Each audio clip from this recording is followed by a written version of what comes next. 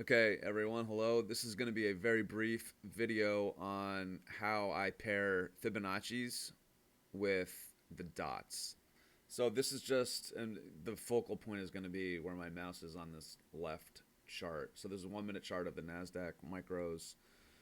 It's a pretty naked chart. The blue line is the VWAP and a fair value gap indicator, but it's not important. So what I look for um, with fibs is basically just I like to just look at price action in a logical, measured move where you're making lower highs, lower lows, lower highs, lower lows over here, or higher highs, higher lows, higher highs, higher lows, and to target to some kind of focal point.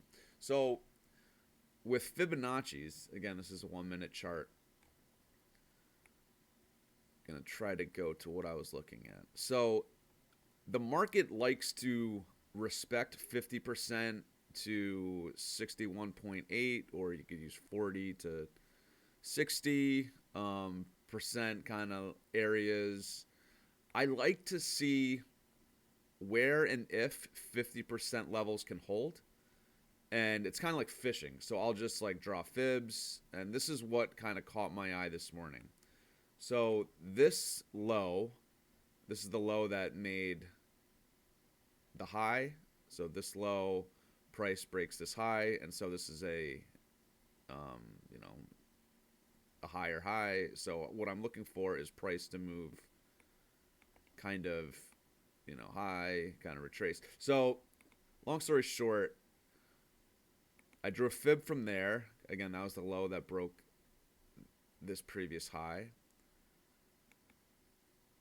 And these fibs, the green line is 50 and the red line is a 61.8. I saw that this level held. And so this isn't a blind buy. This isn't a limit buy. I just want to see how price is reacting. And I like to see price move from 50% to negative 23 or 123%. And if we go further up towards this negative 61.8 or 161%, rather than draw a low to a high fib, I'll draw a high to a high. And so you'll see how this relates to the dots in a second. So price just pushes through, so the dots turn green, so I'm bullish biased. And so I'm flat, I didn't do anything. There was news at 10. You can see price trades to this target, negative 23%, and pushes up. It displaces up towards this level. So at 10 a.m., we get news. And so very simply, again, don't take my word for it. You might want to test on your own. I do a high to a high rather than low to a high. And so right here, 645 half was a limit long in the direction of green dots. You can target either previous highs or the negative 23%. And you can see it traded the negative 23% nearly to the tick. So if the negative 23% gets a reaction, it is same anchor, new high. Again, green dots. So this was the first setup. Each continuing setup, it's kind of diminishing. I don't know if quality is the right word, but this setup worked. This pullback from here to here worked. So the next in the series would be here.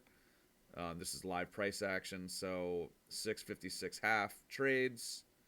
At minimum, I want to see it push up to the 38.2 line. But this may or may not work. But so dots are mixed. So stay at a chop. Dots turn green. You see the 50% held gets displaced through the negative 23%.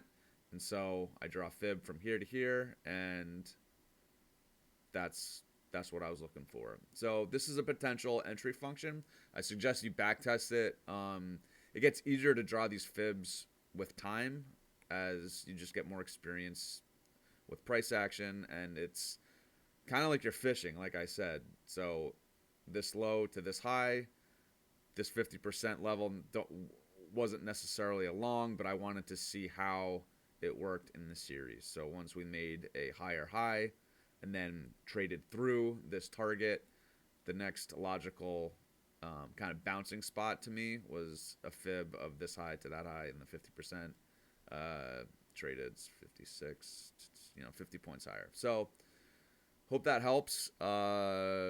Again, fibs with dots. You can use fair value gaps, EMAs, kind of pick your poison, but get your testing in. All right, thanks a lot. Let me know if you have any questions.